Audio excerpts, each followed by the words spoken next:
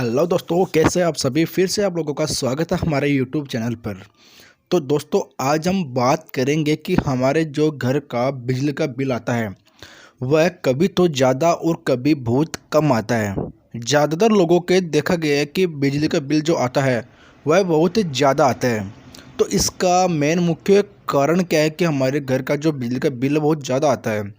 तो आज हम इसी टॉपिक पर बात करेंगे और आपको बताएंगे, क्योंकि मैं एक इलेक्ट्रिशियन हूँ तो आपको इसके बारे में जानना भी ज़रूरी है।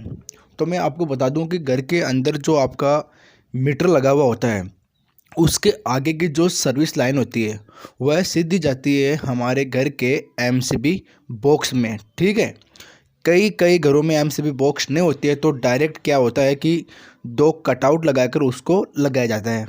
तो आप किसी भी तरह से इसको सोच सकते हैं और समझ सकते हैं। मैंने सिर्फ ये आपको बताने के लिए किया है। तो मैं आपको अभी ये बता रहा हूँ कि जो एमसीबी बॉक्स के द्वारा जो हमारे घर तक यानी कि हमारे कमरे तक जो लाइन जाती है, तो आप सबसे पहले इस चीज़ को गौर कीजिए कि एक तो गर्मियों में हमारे यानी कि कूलर चलते हैं, पंखे चलते हैं, एलईडी टीवी चलती है और बहुत से आइटम हमारे घर में हमारे चलते हैं। तो उस दिनों में क्या होता है कि हमारा जो बिजली का बिल है वह बहुत ही ज़्यादा आता है। और जब सर्दियाँ आती है तो हमारा बिल क्या है कि एकदम से कम होने लगता है। तो इन दोनों में फ़र्क क्या है? फ़र्क दोस्तों मैं अभी आपको बता देता हूँ कि पहले तो आप इस चीज़ को अपने घर में ही चेक कीजिए, क्योंकि शायद मैं गलत हूँ या शायद ये भी हो सकता है आपके घर में ही यानी कि ये चीज़ें ख़राब हो रखी हो, या फिर ये सभी अपने यानी कि जो मीटर रीडिंग लेने वाले थे ये उसकी वजह से हो रहा है। तो मैं आपको बता रहा हूँ अभी कि हमारे घर में नॉर्मली क्या होता है कि जो पंखे लगे हुए होते हैं वह 70 से 80 वाट के आते हैं। ठीक है, तो वो क्या होता है कि जब भी वो पंखे हमारे चलते तो उन पर लोड पड़ता है। और जैसे क्या है कि गर्मियों के अंदर क्या है, हमारे एक घर में अगर मान लो 4 पंखे हैं और 2 कूलर है तो उनका आप अगर मिलाओगे तो बहुत सारा लोड हो जाएगा। तो उस वजह से क्या है कि हमारा एक तो ज़्यादा बिजली का बिल आता है। ठीक है दोस्तों, एक क्या होता है कि जब सर्दियों के अंदर हमारे घर के अंदर हम अगर मान लो कुछ भी नहीं चलाते, सिर्फ एक यानी कि बल्ब हमारे घर में चलता है, और मान लो अगर हम टीवी चलाते हैं तो टीवी और बल्ब से इतनी ज़्यादा रीडिंग नहीं आती है। ठीक है, क्योंकि टीवी नॉर्मली लोड का होता है और बल्ब आजकल मानो तो आप मार्केट के अंदर 7 या 8 या 9 वाट के बल्ब आते हैं। और पहले क्या होता था कि हम 100 वाट का बल्ब जलाते थे तो उसका क्या है कि बहुत ज़्यादा लोड होता था। और दूसरा आप मान सकते हो कि जब आप अपने घर में रहते हो, आप अपने घर में हो लेकिन फिर भी दिन के अंदर आपके घर के अंदर बल्ब जल रहे हैं, टीवी चल रहा है, पंखे चल रहे, आप उस कमरे में हो ही नहीं, फिर भी वहाँ पर यह सभी चीज़ें चल रही है।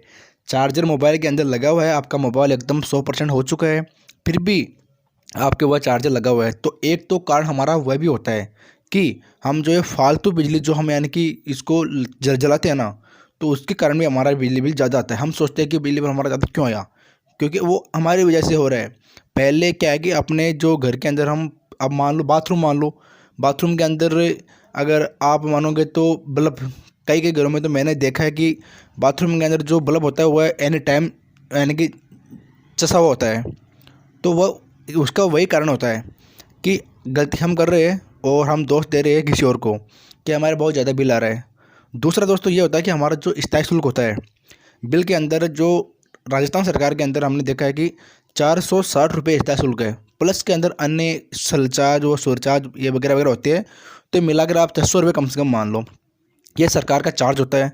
उसके बावजूद तो ऊपर आता है वो हमारा बिल होता है। तो सरकार को भी ये बिल थोड़ा सा कम करना चाहिए, क्योंकि बहुत ज़्यादा बिल हो रहा है। और अभी आप देखे जाओगे तो एक बार ये होती है कि हमारे यानी कि घर के अंदर यानी कि आप किसी अच्छा घर है मान लो आप, तो वहाँ पर क्या होता है कि वो जलाते कुछ भी नहीं है फिर भी क्या उनके घर में बहुत ज़्यादा बिल आता है। इसका क्या कारण हो सकता है कि कहीं ना कहीं आपके घर के अंदर यानी कि अर्थिंग जिसको बोला जाता है, यानी कि जो कंसल्ट लाइट होती है, यानी कि अच्छी सी बिल्डिंग की बात कर रहा हूँ मैं, वहाँ पर क्या है कि वो करंट यानी ऑटोमेटिक या वो पूरे घर के अंदर फैला हुआ रहता है। तो इस कारण से भी क्या हमारा मीटर क्या है रीडिंग करता है। यानी कि इसके बहुत सारे कारण हैं।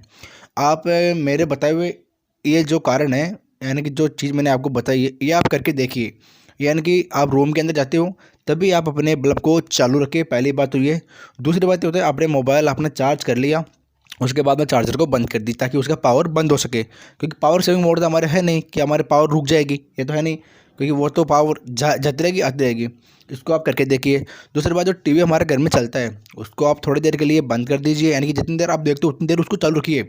और जो बाथरूम के अंदर हमारा गीज़र लगता है, क्योंकि गीज़र ये हमारा सबसे ज़्यादा बिजली खर्च करता है, ये क्या होता है हीटर।